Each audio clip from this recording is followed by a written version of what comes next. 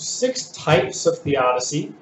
This is not an exhaustive list, but typology is what they try to do is they try to put things into categories to help us understand and explain a particular phenomenon or a particular event or a particular subject matter, but they're not exhaustive. They're also not exclusive in the sense that you can only pick one theodicy. Many religions may use a combination of one or more theodicies to explain the awful reality of suffering in the world. So first you have a theodicy of mystical participation, then a future this-worldly theodicy, an otherworldly theodicy, dualism, a karma samsara theodicy, and then 5 kinds of theodicy that fall under the monotheistic theodicy. We're going to move through these one by one, just talk about them and talk about examples of each one. In the theodicy of mystical participation, there is no individual. The I is assumed into the group. Now, if you recall some of the primitive societies that Durkheim referenced in his work, and the importance he placed upon the collective, you can see how this type of theodicy may be prevalent in primitive religious societies. But the notion is that the individual mystically participates in the whole. And so whatever happens to the individual is not important as long as the group lives on. One's own misfortunes mean nothing in light of the whole. So you have, reading this quote from Livingston, absorption or annihilation of the self in its union with the divine. In this form of mystical union, or mystic union, all sense of ego and individuality is lost in union with the all or the one. So the events that happen to the individual, if the individual suffers tragic consequences, well, that's not what's important. What's important is the survival of the collective, of the whole, of the society, of the clan. And this is why you can see in certain primitive societies, the notion of sacrifice is present, where you have individuals willingly sacrificing themselves for the gods. It's because they are not important. What is important is the whole, the clan. Now, this type of theodicy may not necessarily function well in Western society, where the I, or the individual, is paramount. But in primitive groups, or very close-knit societies, the whole is important. Some close-knit groups in the United States may promote this theodicy. The Amish may come to mind, of where it's the individual loses themselves in the collective. And as long as the collective moves on, the individual suffering is overlooked and dealt with in that fashion. So be sure to recall Durkheim when talking about the mystical participation and the importance placed upon the society as opposed to the individual. The second kind of theodicy we'll be discussing is a future this worldly theodicy. Evils and sufferings in this life will be accounted for in this life, on this earth. And so maybe if you think of a God returning to earth and rewriting the relationship or overcoming the evil in the world. Looking at early Judaism, God will come and mete out punishments to those who persecuted the Israelites. The Savior, as understood in early Judaism, was to be a Savior of this world. The kingdom was to be an earthly kingdom, and not necessarily a kingdom in heaven or in the beyond or in an otherworldly existence. Millenarian theodicy uses supernatural intervention. We have compensation for the suffering of the present time is postponed into the future, but a future realized on this earth and not in some otherworldly heaven. If you look at the book of Revelation, it talks about a battle, an Armageddon, that's going to be taking place on earth And a millenarian philosophy or millenarian theodicy looks at a literal reading of the book of Revelation where you're going to have a great battle between good and evil, between God and Satan on earth. And so everything that is bad, everything that happens, or all the suffering is going to be taken care of in the future, in a this worldly theodicy, and punishment will be met out, and compensation for the suffering will be given. This is in contrast to the next type of theodicy, which is a future otherworldly theodicy. An otherworldly theodicy, one could call it a pie-in-the-sky approach, where repayment for evil and suffering in this life will be paid out through, quote-unquote, riches in the next life, in a heaven or a paradise. And one could look at the Beatitudes and find this in Christian teaching. Blessed are the poor in spirit, for theirs is the kingdom of heaven. Theirs is the kingdom of heaven, not the kingdom of earth, but the kingdom of heaven.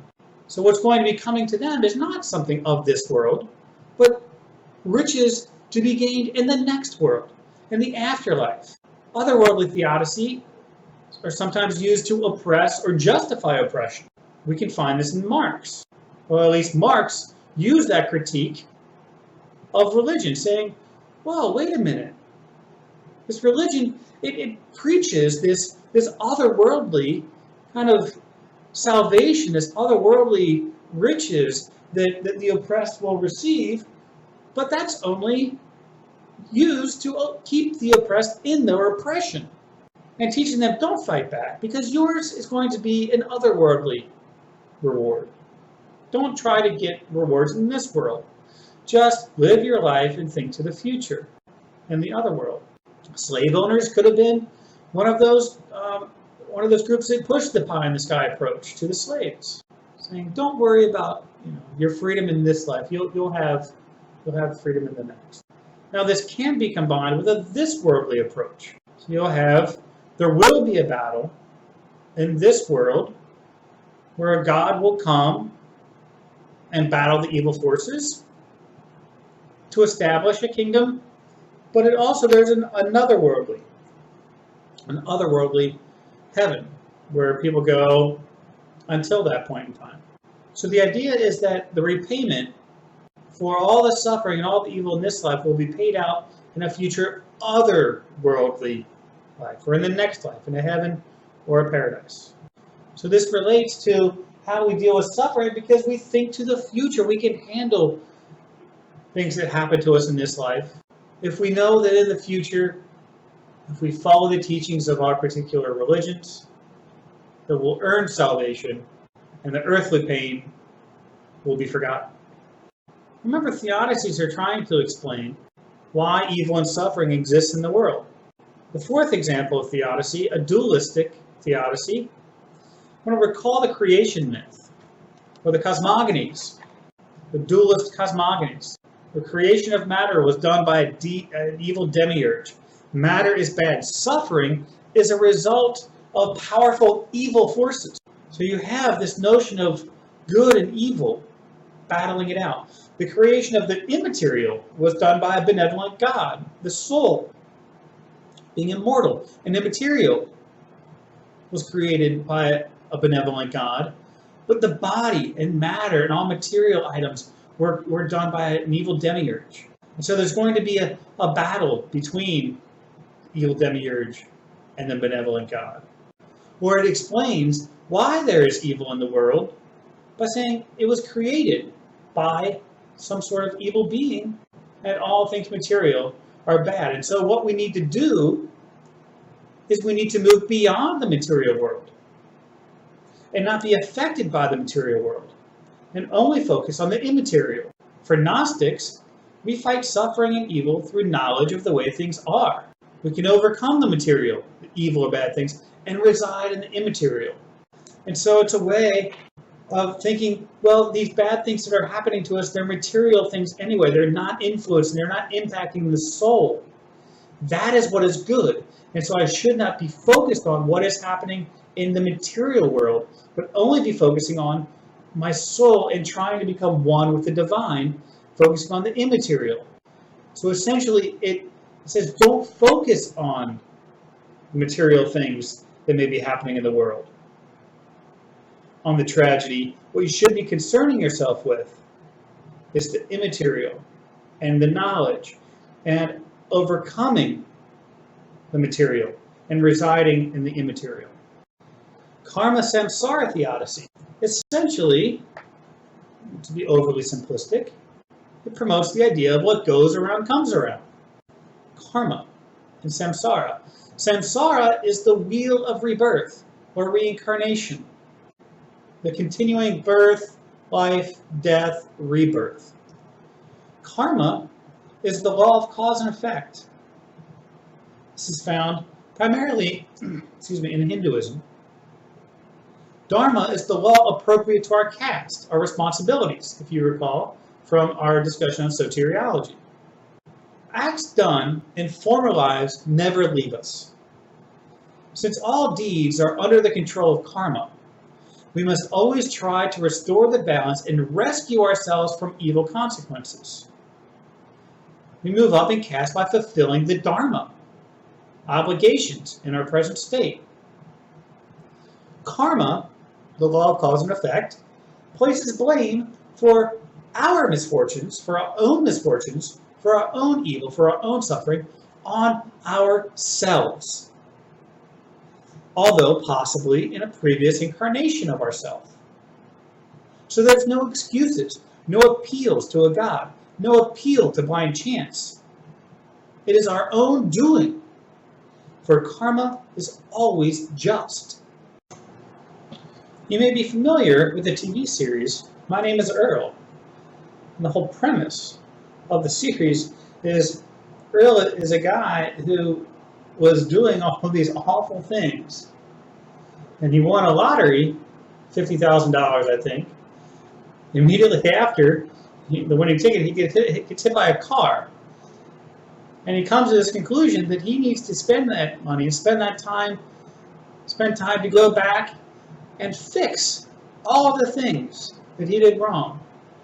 And so he goes back and tries to somehow rectify. He's trying to increase his karma.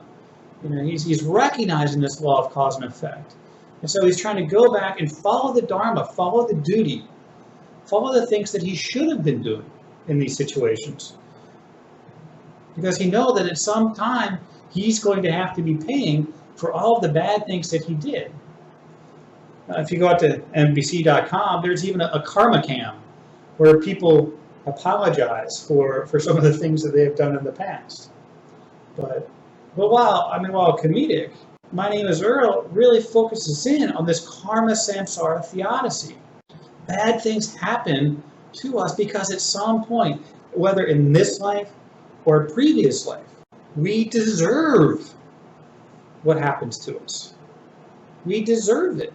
Now that may seem cold and unjust, but the law of karma is always just. So everything evens out. Now it's rooted in the understanding and the belief that there's reincarnation, that somehow your previous lives are influencing and affecting your current life. You see this in my kids. My wife and I joke that at some point in time, my 2-year-old in a previous life had to have fallen from some sort of traumatic event because he is petrified of heights. Going up in a playground, if it has little holes and you can see below him, he won't even stand up. He'll just crawl. And he was never dropped as a child, and so we don't understand where this fear, apparently an innate fear of heights, comes from. My other son, he has absolutely no fear in him whatsoever. And we jokingly theorize, like, well, maybe in some previous life, some aspect, something happened in his life that influenced him to where he has this fear of heights. So, no, I don't think that's necessarily something bad or evil that has happened to him. But for any time where you have an innocent person die, what this law of karma says is like, well, they're not innocent. They may be innocent in this life, but in some past, maybe they have transgressions. And also, if they were living according to their duty in this life, and their life ends, it may be a boon. It may be a good thing, because they were following their duty and following their caste. And so in the cycle of birth and rebirth, maybe they'll come back as in a higher caste, or maybe even break out of the whole samsara cycle altogether and achieve moksha. So what this karma, samsara, theodicy refers to is it's rooted in an understanding of reincarnation, but it's also that we're never innocent.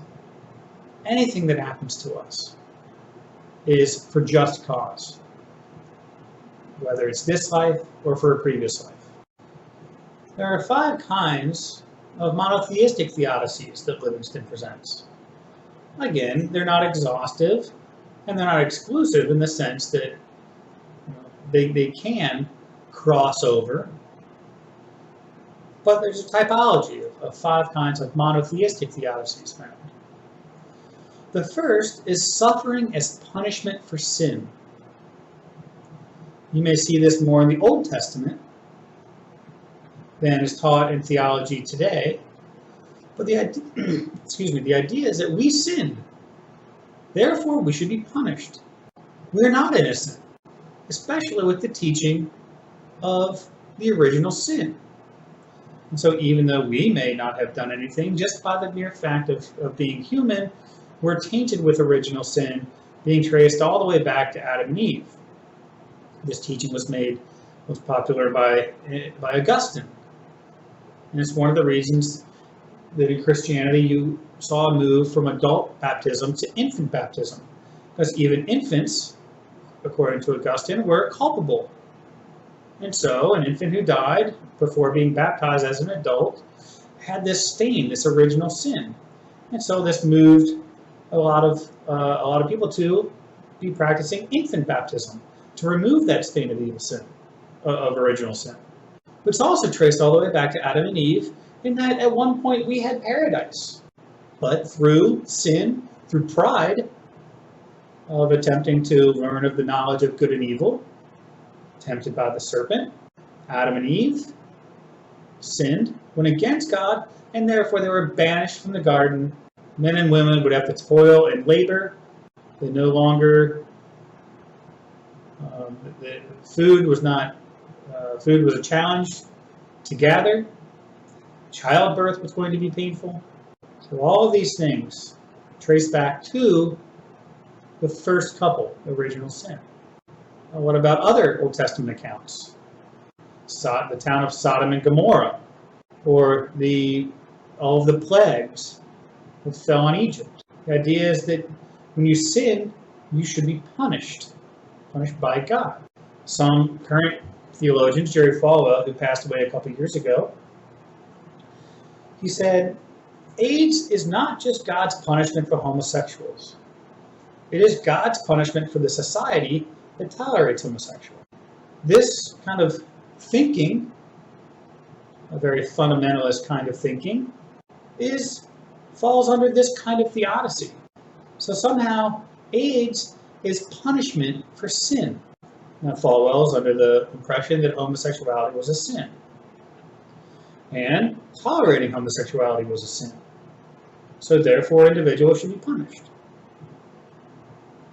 God is being just for doing so. I tend to agree with Jerry Falwell on most everything that he had ever said. But it's one way of looking at suffering and putting that suffering in context, putting something like AIDS in context. Well, what about the book of Job? If you read the book of Job, did Job sin?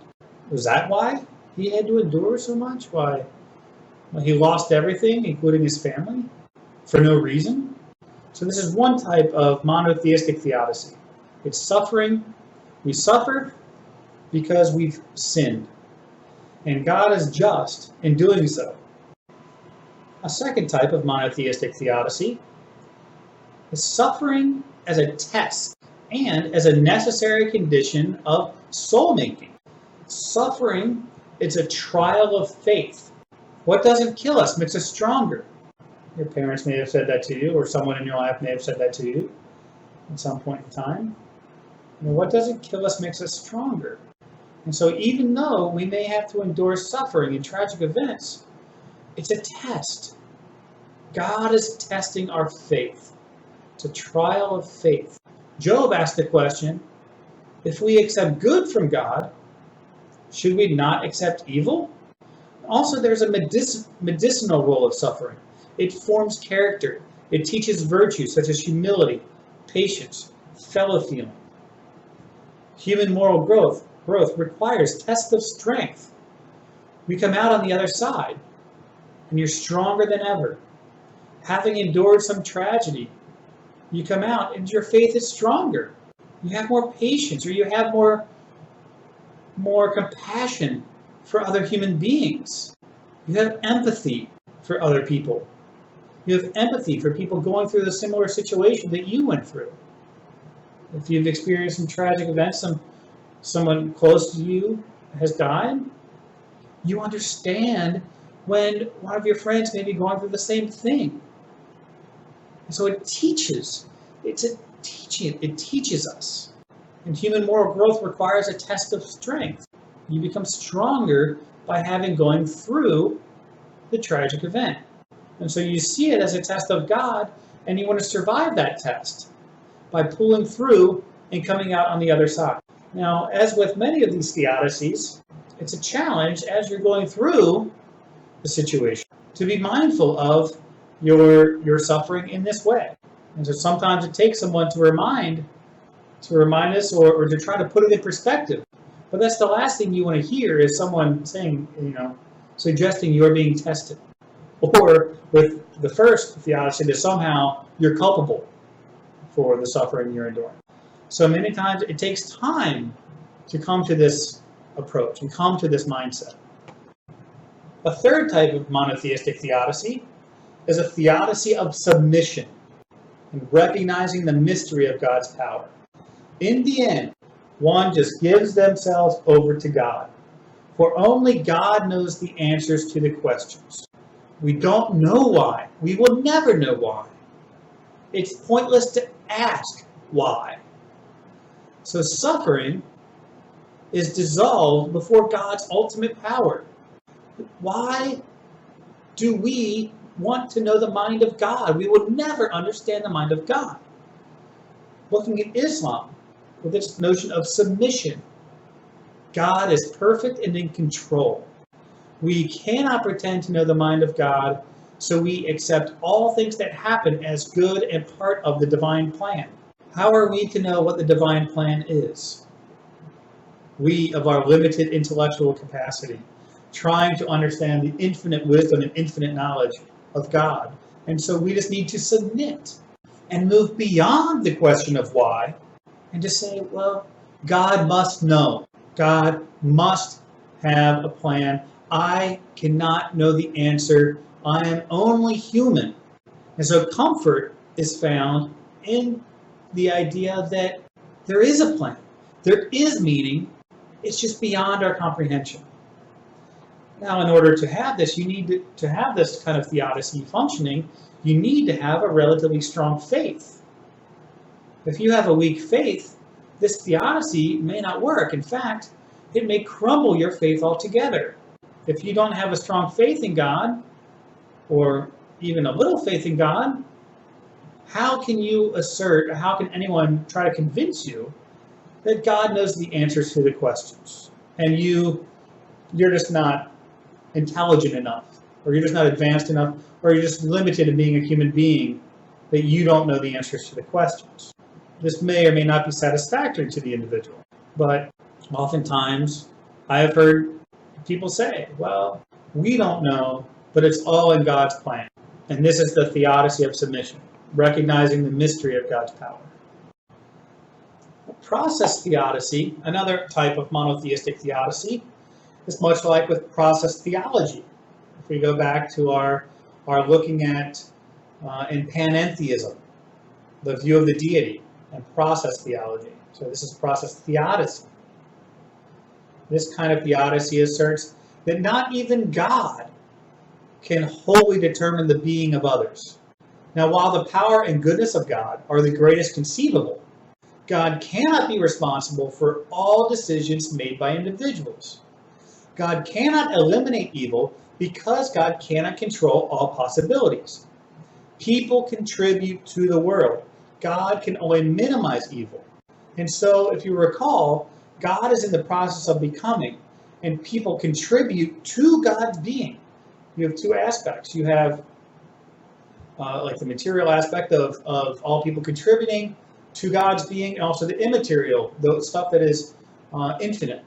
God's wisdom, God's justness, God's love. Evil is the result of people, not inherent in God. By giving free will, by allowing free will, God then opens up the can of worms, if you will, to evil happening in the world. And God cannot eliminate evil because God cannot control all possibilities because of this idea of free will. People contribute to the world, and God is not in control.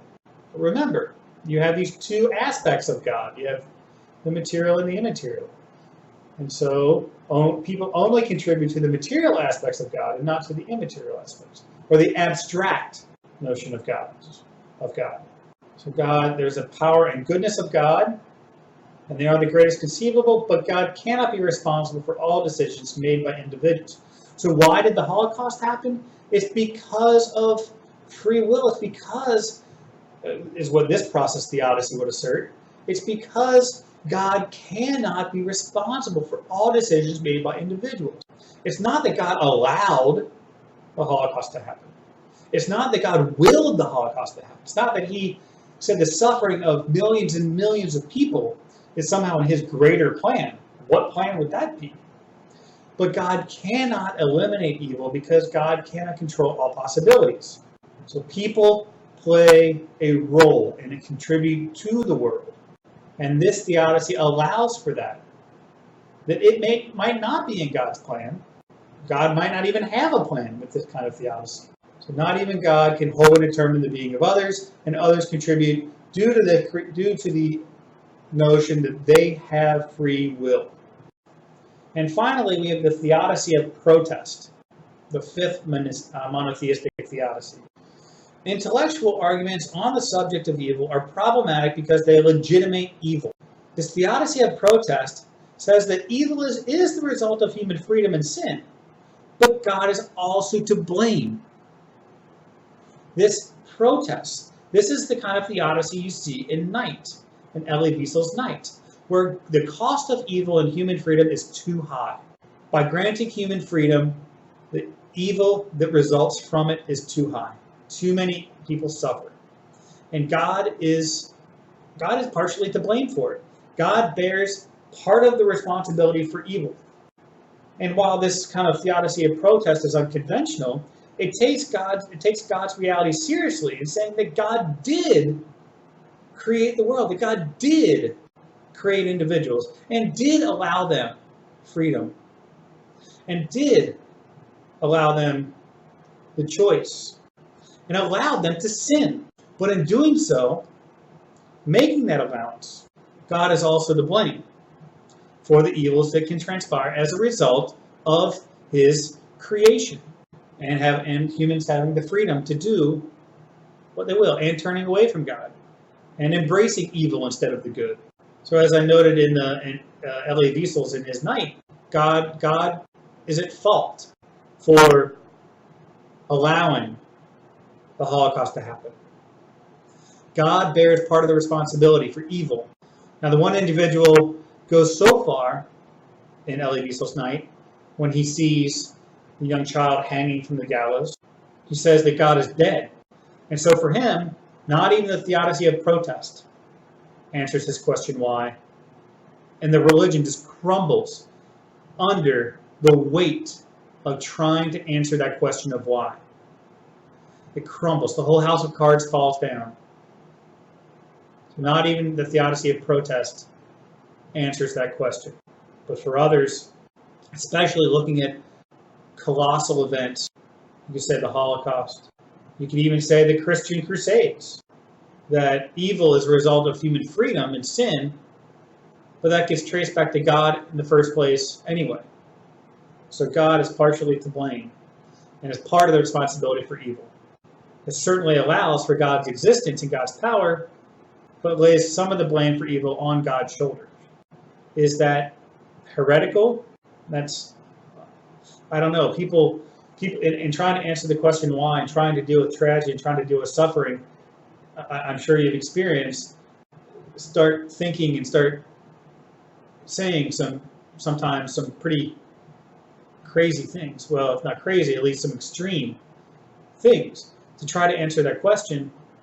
And so while initially they may feel a theodicy of protest, over time, as they move away from the tragic event, they're able to settle into some other question for the answer why. As they move through stages of grief, as they move through stages of post-traumatic stress, they may come to a different conclusion than their initial reaction to the tragic event. And so you can move through a number of different theodicies when faced with suffering and settle on something down the line. But hopefully, this presentation of theodicy is found in the world's religions. Again, not exhaustive and not exclusive. Combinations can be made, can be done. Hopefully, in responding to and reflecting on the tragic events of your own life, you may find something that resonates with you and your faith or your understanding of the way the world works that may help you understand the question of why. And the next time that something happens in your life, I strongly advise you to either pick up the book, Why Bad Things Happen to Good People, or read the book of Job. And it may help in answering your question why and helping you overcome the pain of the suffering you're experiencing.